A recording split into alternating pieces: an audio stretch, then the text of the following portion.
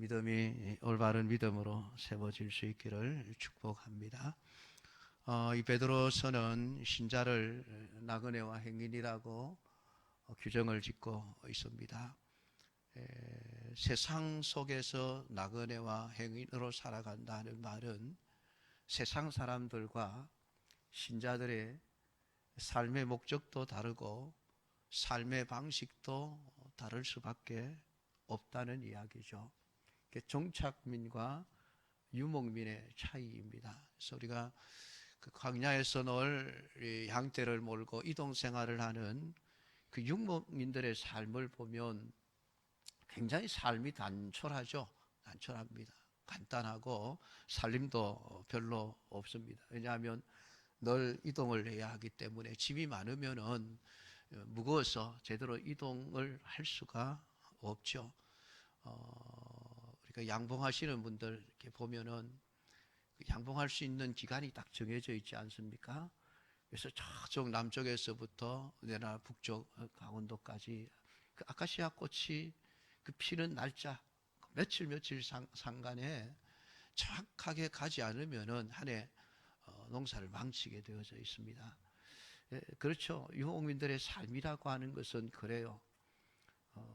양떼를 먹일 수 있는 풀들이 항상 사계절 내내 있는 것이 아니고 늘 있는 곳을 찾아다녀야 되기 때문에 날짜라고 하는 게 굉장히 중요하거든요. 그래서 제대로 날짜를 지키지 못하고 자꾸 지체하게 되면 죽을 양떼들도 굶어 죽게 되고 겨울날 양식도 제대로 비치하지 못하게 되는 이런 결과가 납니다. 그래서 유목민들의 삶은 어쨌든 간단해요. 살림도 간단하고 쉽게 언제든지 그냥 천막을 걷어서 이동할 수 있도록 그렇게 살아가는 삶이죠. 그런데 정착민들은 다르죠. 멋진 집을 지어놓고 정원도 가꾸어 놓고 안에 세간살이도 다 갖추어 놓고 그렇게 살아가죠. 왜냐하면 이동해야 될 이유가 없기 때문에 그렇습니다. 그냥 거기에 그냥 콕 뿌리를 내리고 살면 되기 때문에 그렇죠.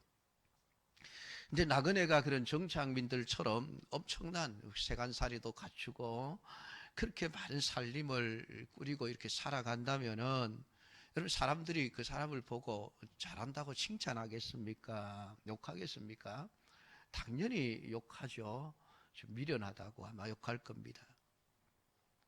신자가 세상에서 나그네와 행인 같은 삶을 살아간다면은 세상 사람들과 달라야 되죠. 똑같이 살아가면 결국 욕을 먹을 수밖에 없습니다. 그러니까 그리스도께서 이미 육체의 고난을 받으셨으니 너희도 같은 마음으로 갑옷을 삼으라. 오늘 이 말씀을 이렇게 4장 1절에서 하셨는데 예수님이 고난 받으신 그 마음을 우리가 가지고 살아가는데 그게 우리의 갑옷이래요. 우리를 지켜주는, 우리를 보호하는, 우리의 어떤 삶을 지켜주는 그러한 갑옷 역할을 하는 것이 그리스도의 고난을 받은 마음이다. 그리스도의 고난은 자기 때문에 받은 고난도 아니고 죄 때문에 받는 고난도 아니죠. 우리를 위해서 기꺼이 모든 고난을 받으셨습니다. 그래서 육체의 고난을 받은 자가 죄를 거치게 되는데 그 주님의 고난을 당하신 마음을 가지고 살아가는 자들은 육신의 정욕을 따라 살아갈 수가 없습니다. 오직 하나님의 뜻을 따라 우리 육체의 남은 때를 살아가려고 하게 되어지죠. 근데 그 삶이 사실은 여러분 힘든 삶이죠. 나그네와 행인의 삶은 편안한 삶은 아닙니다. 힘든 삶이에요. 근데 그 힘든 삶이 영원히 계속된다 한번 생각을 해 보십시오. 그러면 살 맛이 안 나겠지 않겠습니까? 근데 오늘 성경은 만물의 마지막이 가까웠으니 라고 우리에게 말씀을 해주고 있습니다. 이 말씀은 우리가 정말 세상에서 그리스도가 걸어가신 그 고난의 삶을 스스로 짊어지고 고난받는 삶을 살아간다 할지라도 영원히 계속되는 삶이 아니라는 것이죠. 마지막 끝날 때가 있다는 겁니다. 우리의 나그네 삶, 우리의 행인의 삶이 끝날 때가 있다. 그것이 마지막 때가 가까이 왔으니 라고 하는 말씀의 의미인 것이죠. 성도들에게는 천국의 삶이 기다리고 있습니다. 그 천국의 삶은 세상의 삶과는 비교할 수 없는 삶이죠. 우리가 요한계시록 21장 22장만 읽어도 천국이 얼마나 멋진 곳인지는 알 수가 있습니다. 그런데 그 사실 계시록의 그 표현은 진짜 천국의 천분의 일, 만분의 일도 제대로 표현을 하고 있지 못한 것이죠. 왜냐하면 우리가 이해할 수 있는 한도 내에서 천국을 표현하고 있기 때문에 그렇습니다. 그래서 모든 황금 보석으로 꾸며진 집이라고 이렇게 얘기를 하고 있지만, 우리가 아는 한 우리의 지식이 가지고 있는 가장 좋은, 가장 값비싼 그런 집이 황금 보석으로 꾸며져 있는 그런 집이죠. 그러니까 요한계시록의 그 말씀은 진짜 천국의 모습을 우리에게 제대로 표현해 주고 있지는 못합니다. 근데 어쨌든 세상에서 사람들이 최고의 가치를 두고 있고 최고로 멋지다라고 생각하는 것, 그것이 천국이다라고 우리에게 표현을 해주고 있습니다. 어쨌든 세상에서 있는 것보다는 더 좋은 것이 천국이다라고 하는 것을 이야기하고 있는 것이죠. 그러니까 거기가 우리가 가야 할 마지막 곳입니다. 그러니까 그 천국이 그냥 영원히 가지 못하고 그냥 우리가 열심히 그냥 나그네와 행인의 삶을 영원히 그냥 끝이 없는 길을 달려가야 한다면은 천국이 있으나 없으나 소용이 없죠. 근데 마지막 때가 가까웠으니라고 하는 말은 이제 천국에 들어갈 날이 얼마 남지 않았다. 그러니까 너희들 고생할 날도 많이 남지 않았다라는 이야기를 하고 있는 겁니다. 그러니까 우리가 얼마 남지 않는 이 시대를 살아가면서 우리가 이제 마지막 스파트를, 그렇죠. 스파트를 내는 것. 지금 지쳐버리고 힘들고 고난스럽고 그래서 그냥 주저앉아 버리고 싶은 그런 신앙의 삶을 살아가는데, 자, 이제 우리 다 왔다. 마지막 한 번 더 힘을 내자. 그 얘기를 지금 하고 있는 것이에요. 그러니까 너희는 정신을 차리고 건신하여 기도하라. 만물의 마지막에 가까웠으니 건신하여 정신을 차리고 기도해라. 오늘 성경이 우리에게 말씀을 해주고 있습니다. 이 정신을 차리라라는 말은 술에 취하지 않은 상태를 가지라, 그런 뜻입니다. 우리 마음이 무엇에 통제를 받고 있는가라고 하는 문제죠. 내 생각이 정욕의 통제를 받고 그냥 정욕에 눌려서 마치 술 취한 사람처럼 육체의 정욕에 취해서 음란과 정욕과 술 취함과 방탕과 향락과 무법한 우상 숭배를 행하는 그러한 삶을 살아가서는 안 된다라고 하는 것을 이야기하고 있습니다. 근신한다라는 말은 분별한다라는 뜻입니다. 그러니까 우리가 지금 서 있는 이 자리, 또 우리가 가야 할, 천국을 향해서 가야 할 우리의 방향성, 이런 것들이 어디인지를 지금 마지막으로 제대로 분별해라라고 하는 것이죠. 지금 월드컵이 진행이 되고 있습니다만 이제 8강이 끝났고 이제 4강 시합이 곧 있다고 합니다. 4강 끝나면 이제 결승전이 있겠죠. 대망의 결승전인데 그 결승전에 참여하기 위해서 수많은 나라들이 얼마나 많은 피와 땀을 흘리며 훈련을 했겠습니까? 그 골잡이들이 마지막에 골을 넣기 위해서 최종적으로 슛을 할 때에 시선을 어디에 둬야 하느냐 하면은, 보통 사람들은 골대를 쳐다봐요. 골대를 보고 공을 찬단 말이에요. 그러니까 공이 자꾸만 빗맞는 거예요. 그래서 공이 떠버리기도 하고 엉뚱한 곳에 날아가기도 하는데, 진짜 슛을 잘하는 사람은 먼저 골대가 어디 있는지를 보고 마지막 볼을 차는 순간에는 볼을 쳐다봅니다. 그래야 볼을 정확하게 찰 수가 있습니다. 이렇게 내가 인지하고 있는 골의 방향이 이곳이구나. 그러면서 내가 마지막 순간에는 볼을 보고 있는 힘껏 차게 되어 있습니다. 그래야 슛이 들어가죠. 골인이 되어집니다. 지금 성경이 우리에게 말씀하고 있는 것이 이것입니다. 만물의 마지막이 가까웠다. 천국이 지금 곧 눈앞에 다가왔다. 우리가 마지막 지금 골문 앞에 서서 슛을 차야 할 그런 순간이다. 그러니까 정신을 차려. 네가 지금 가야 할 마지막 표대가 어딘지를 제대로 분별해라. 엉뚱한 곳으로 가지 말고 그 얘기를 하고 있는 겁니다. 내가 도달해야 할 목표가 어딘지를 정확하게 분별해라. 그래서 로마서 12장 2절에 보면 너희는 이 세대를 본받지 말고 오직 마음을 새롭게 함으로 변화를 받아 하나님의 선하시고 기뻐하시고 온전하신 뜻이 무엇인지를 분별하도록 해라.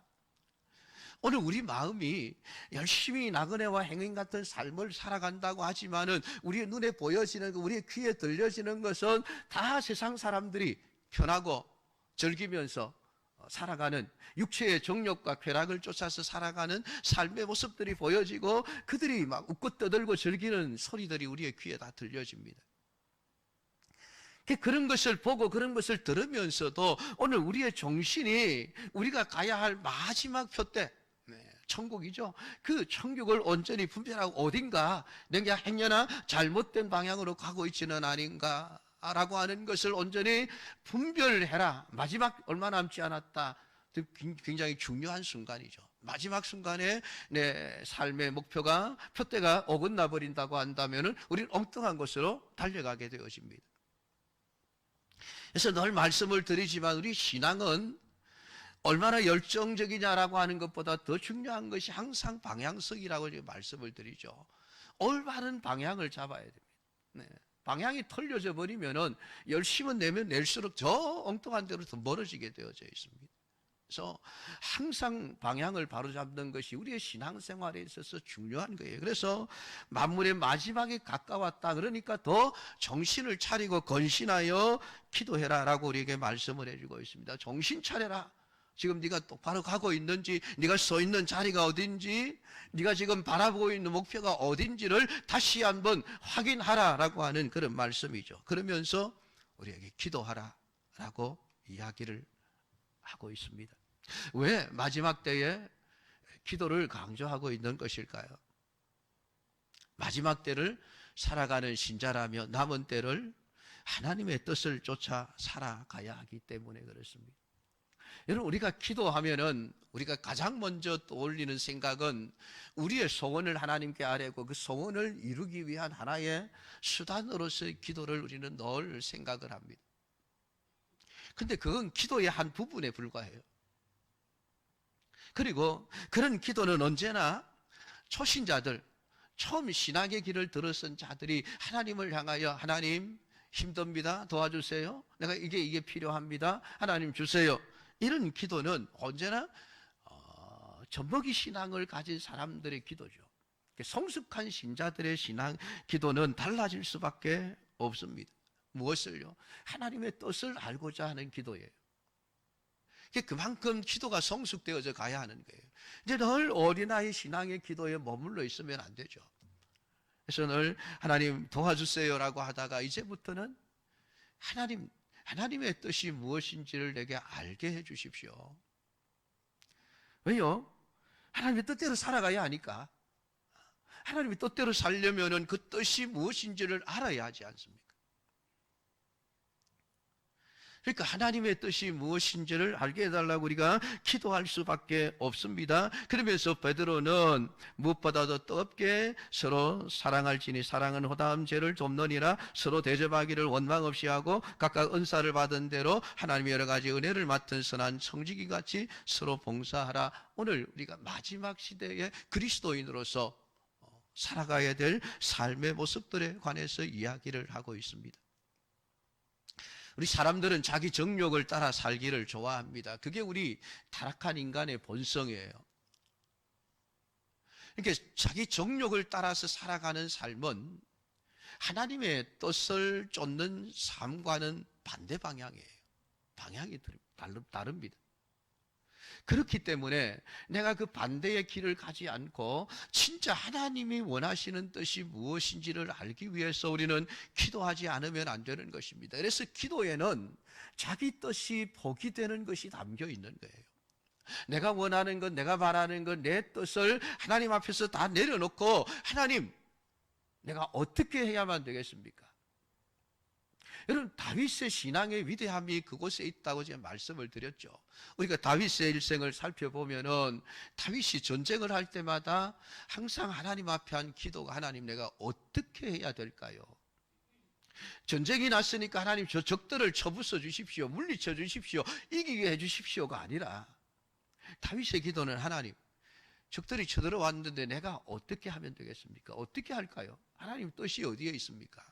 항상 하나님의 뜻을 묻는 거예요. 그럼 하나님이 그래 오늘은 이렇게 해라 그러면 알겠습니다. 주님의 뜻대로 하니까 승리를 하는 거예요. 그게 여러분 성숙한 자의 기도죠. 성숙한 신자의 기도. 하나님의 뜻을 아는 것.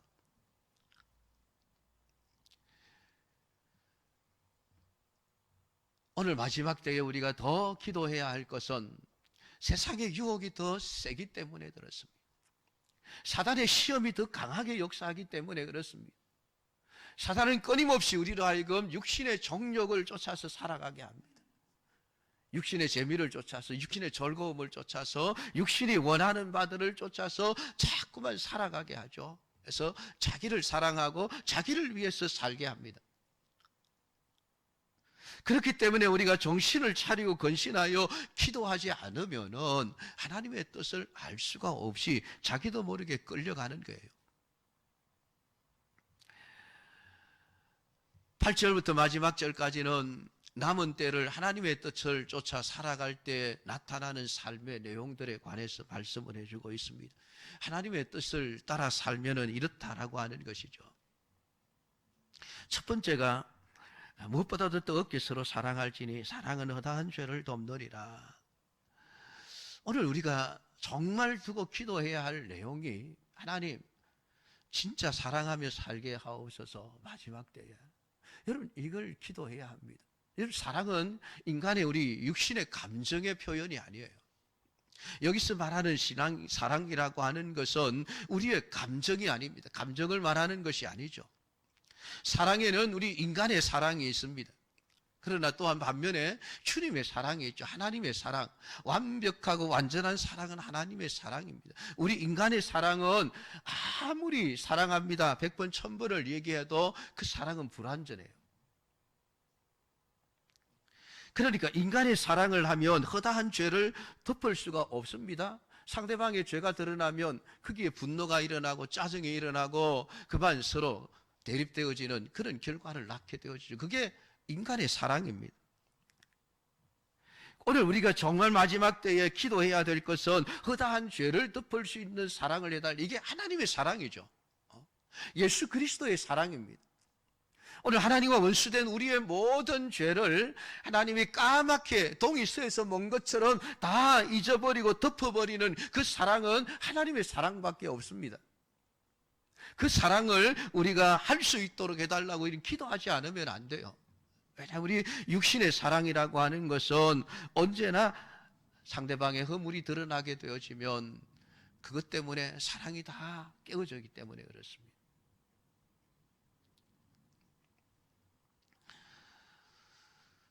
오늘 주님께 받은 사랑을 가지고 참된 사랑을 할 수 있도록 기도해라. 이것이 마지막 때에 우리 신자들에게 요구되는 것이다라는 것이죠.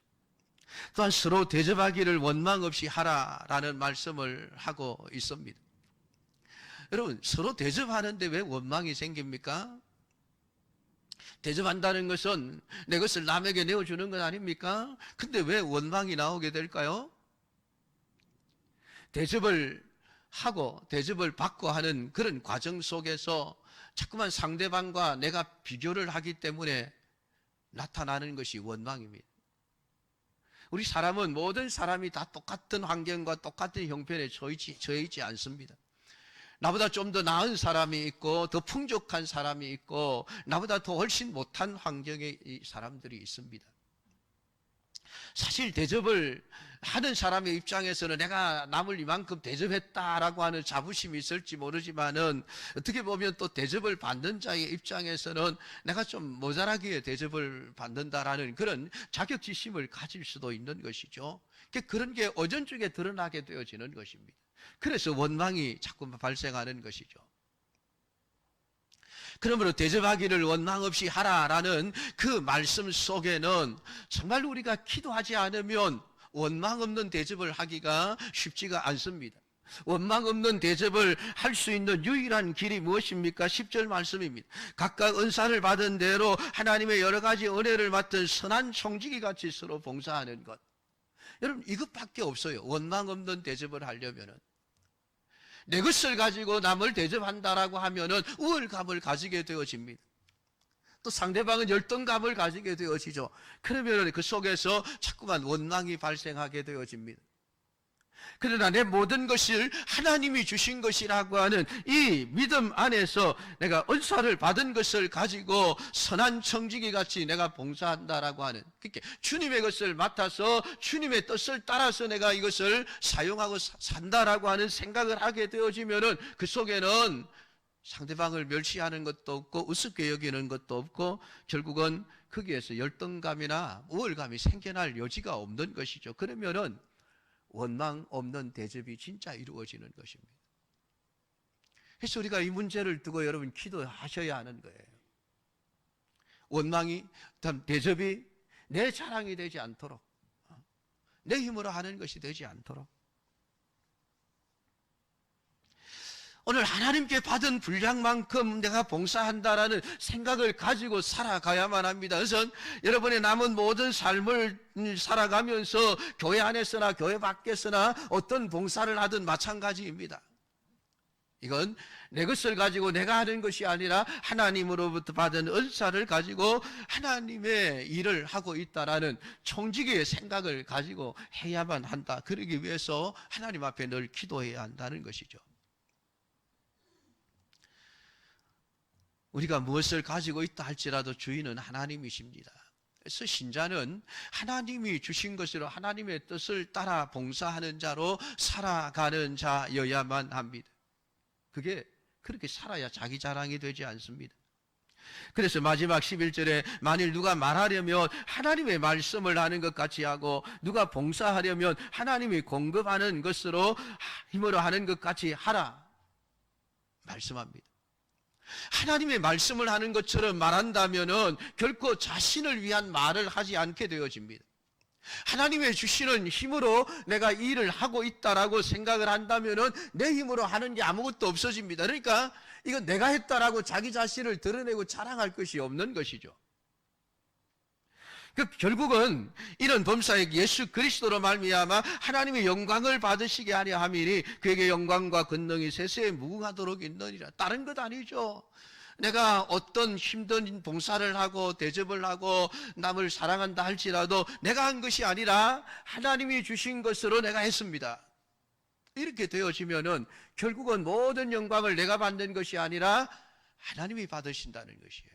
이게 마지막 때에 오늘 우리 그리스도인들, 만물의 마지막이 가까웠음을 믿고 살아가는 성도들이 하나님 앞에서 정신을 차리고 건신하여 기도해야 될 중요한 요소들입니다. 내용들입니다. 하나님, 내가 마지막 때입니다. 얼마 남지 않은 나의 삶을 정말 하나님의 뜻을 따라 살게 하옵소서. 지금까지는 내가 육신의 정욕을 쫓아서 살아왔을지라도 이제 하나님 그 삶이 족합니다. 만족합니다. 더 이상 그런 삶을 살지 않겠습니다. 이제부터라도 하나님이 기뻐하시는 하나님의 뜻을 분별하고 그 뜻을 위해서 살아가겠습니다. 내가 그렇게 살 만한 힘이 없습니다. 내게 은사를 주시고 내게 은혜를 맡겨주셔서 선한 청지기 같이 서로 봉사하는 삶을 살아가게 하옵소서. 그리하여 모든 것이 하나님이 하셨습니다. 하나님께 영광을 돌리게 되는 그러한 삶을 살아가는 것. 오늘 이것이 마지막 때에 우리 나그네와 행인 같은 삶을 살아가는 믿음의 사람들에게 남은 숙제입니다. 여러분 이 숙제 잘 하실 수 있기를 바랍니다. 그래서 주님 오실 때에 잘했구나, 착하고 충성된 종이구나 칭찬을 들을 수 있는 우리 모든 은광의 믿음의 가족들 다 되기를 주님의 이름으로 축복합니다. 기도하겠습니다.